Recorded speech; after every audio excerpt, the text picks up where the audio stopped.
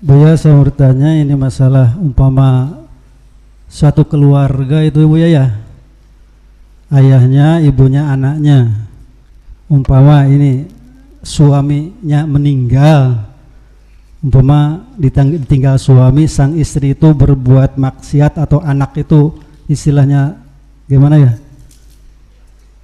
tidak ini apa, waktu ada suami dia itu istilahnya bisa terkontrol lah, bisa diatasi, sementara suami sudah meninggal itu istilahnya dia itu berbuat maksiat. Nah, apakah istilahnya kemaksiatan itu sama orang tuanya itu ke ini apa yang sudah mati itu, kalau kebaikan kan katanya kalau didoakan sama anak itu katanya datang ya, ini masalah kejelekannya itu apa datang juga kepada suami yang meninggal itu Bu ya.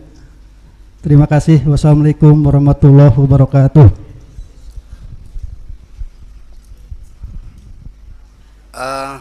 Yang dipertanyakan itu kan apa sebetulnya?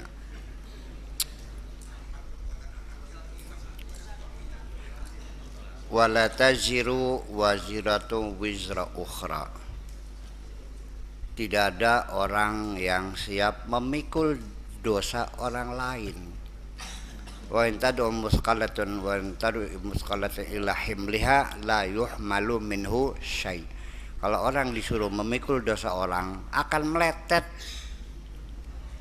atau meletet tuh, akan terbungkuk-bungkuk, tidak akan mampu memikul dosa orang, nggak bakal mampu, nggak bakal kuat. La yuhmalu minhu syai'. Wa in tad'u musqalatan ila himliha la yuhmalu minhu syai'. Ya, tetapi andaikan penyebab daripada kejahatan-kejahatan yang dilakukan oleh anak-anak itu karena keteledoran orang tua, karena salah asuh, karena dulunya tidak dipesantrenkan, tidak disekolahkan, tidak dididik dengan baik, orang tuanya bersenang-senang sendiri akibat karena keteledoran orang tua, mungkin dalam hal ini bisa saja orang tua akan nanti dimintai pertanggungjawaban. Ya dong. Jadi bukan dosanya langsung dipikulkan, tapi pertanggungjawabnya kenapa anak-anakmu dulu diterlantarkan. Itu aja persoalan. Iya kan? Saya kira kalau kebaikan dikirimkan, kalau keburukan ya nggak bisa dong. Masa mengirimkan energi negatif yang positif dong. Iya, tidak bisa dosa itu dikirimkan, yang bisa adalah kebaikan yang dikirimkan. Betul nggak? Gitu. Jadi kalau Anda mau transfer ya boleh sini. Iya kan? Ya, tapi kalau orang sudah mati itu rekeningnya udah kosong. Nggak bisa ngirim kepada membayar orang yang masih hidup. Ya, mereka sudah di luar panggung, kita yang masih di panggung ini. Itu kalau mereka mah sudah jangan diminta apapun, sudah lepas, sudah bebas, sudah selesai tugas dia, dan mereka sudah masuk dalam wilayah pertanggungjawaban. Itu aja persoalannya. Oke. Ya, mangga ada lagi. Assalamualaikum warahmatullahi wabarakatuh. Minta dijelaskan itu Bu ya, apa perbedaan antara kebutuhan, keinginan dan kemauan. Terima kasih. Wassalamualaikum warahmatullahi wabarakatuh. Tadi saya katakan kan saya tidak mengerti bedanya mau sama ingin tadi itu. Iya, itu kan isi puisi saya. Sementara bisa saja begini aja. Mau itu adalah muncul setelah ada tawaran. Tapi kalau keinginan tidak mesti ada tawaran dulu, tapi muncul dari dalam diri kita sendiri. Ya kan? Cita-cita itu adalah bukan berasal dari kita ada tawaran atau juga karena kebutuhan. Tapi cita-cita itu adalah keinginan yang muncul, ya, sudah terbentuk dan tidak ada sangkut pautnya dengan kebutuhan yang ada. karena bukan kebutuhan emak yang ada. Kalau kamu pengen makan, tidak bisa kamu bercita-cita pengen makan. Ya, cita-cita itu sesuatu yang di luar kebutuhan kita. Ya kan gitu. Meningkatkan kualitas, bercita-cita ingin jadi orang yang soleh, bercita-cita ingin jadi presiden, ya kan, bercita-cita ingin berikan pengabdian dan sebagainya. Kalau tidur, ya nggak ada orang bercita-cita pengen tidur mah. Kalau pengen berak boleh, bercita-cita pengen berak ya. Saya kira itulah pengertiannya. Oke. Assalamualaikum warahmatullahi wabarakatuh. Waalaikumsalam. Mohon maaf sebelumnya, saya ingin mengajukan satu pertanyaan. Dari mana tuh? Oh, dari Indramayu. Indramayu. Indramayu Kota. Indramayu Kota. Indramayu Kota, ya. Bismillahirrahmanirrahim. Asyhadu an la ilaha illallah wa asyhadu anna Muhammadar Rasulullah. Kita meyakini dan bersaksi bahwa sesungguhnya tiada Tuhan yang berhak disembah dengan sebenarnya, dengan hak dan sebenarnya kecuali Allah. Juga dengan Nabi Muhammad SAW. Allah Subhanahu wa Ta'ala keberadaannya laisa kamitslihi syai'un. Iya, terus. Wa huwas samiul alim wa basir. Kemudian Nabi Muhammad. Pertanyaan begini, Nabi Muhammad kan ada. Terus? Pernah lahir dan kuburannya ada. Yang jadi pertanyaan, kenapa Nabi Muhammad tidak bisa digambar gitu, tidak bisa dipoto? Kalau ada yang menggambar marah. Apa memang Nabi Muhammad tidak bisa dilukis atau tidak bisa dikira-kira? Padahal Buya sendiri barangkali sudah pernah mimpi ketemu dengan Nabi Muhammad atau yang lain lah. Berarti kan bisa digambarkan. Tapi salah apa, aturan apa yang menyebabkan orang itu kadang-kadang marah? Digambar di TV, apa di koran kan marah semua umat tuh. Ya, saya bukan bertanya ini menganeh-aneh, sama dengan pertanyaan Nabi Ibrahim. Qala awalam tu'min, qala bala walakin yatma'inna qalbi. Jadi saya ingin tenang gitu. Ya, ya. Bukan saya tidak bertanya, Ya. tidak percaya, tapi rasanya kurang pas. Walakil yatma'inna qalbi gitu. Terima kasih. Assalamualaikum warahmatullahi wabarakatuh. Oke, ingin saya luruskan dulu bahwa Nabi Muhammad itu bukan tidak bisa digambarkan, tetapi tidak boleh digambarkan. Yang melarang siapa? Umat Islam secara sepakat. Ya. Mazhab apapun, aliran apapun, semuanya sepakat bahwa Kanjeng Nabi Muhammad tidak boleh digambar, bukan tidak bisa.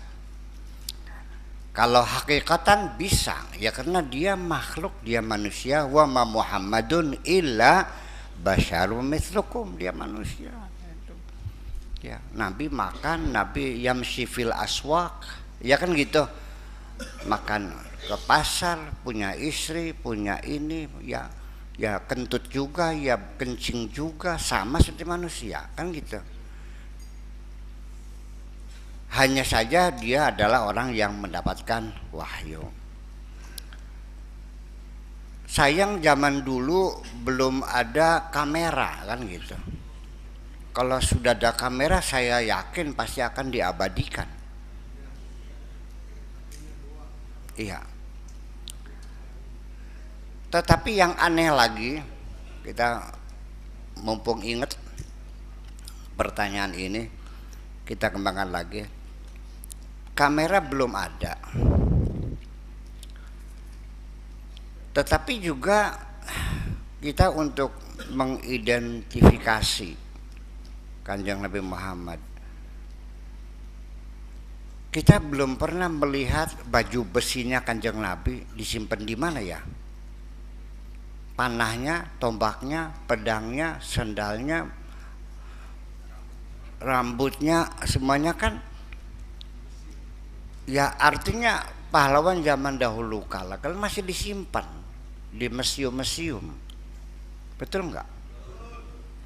Minimal ya kalau belum ada kamera kan ada pernah orang melukis, atau sama sekali orang Arab nggak ada yang bisa melukis mungkin ya, boro-boro melukis, nulis saja nggak bisa kok, hurufnya aja belum ada, ya kan? Terus jadi sampai kepada berhala-berhala yang diceritakan di Ka'bah, ada 480 berhala kan dihancurkan, ditumbangkan semuanya. Masih ada enggak kajian arkeologi menemukan berhala Manat, Luta, Azza, Hubal dan sebagainya itu kepalanya masih ada? Kemana perginya itu patung-patung yang dimusnahkan tuh? Enggak menemukan juga. Atau digiling, dikeraser batunya gitu, hancur. Borobudur masih ada,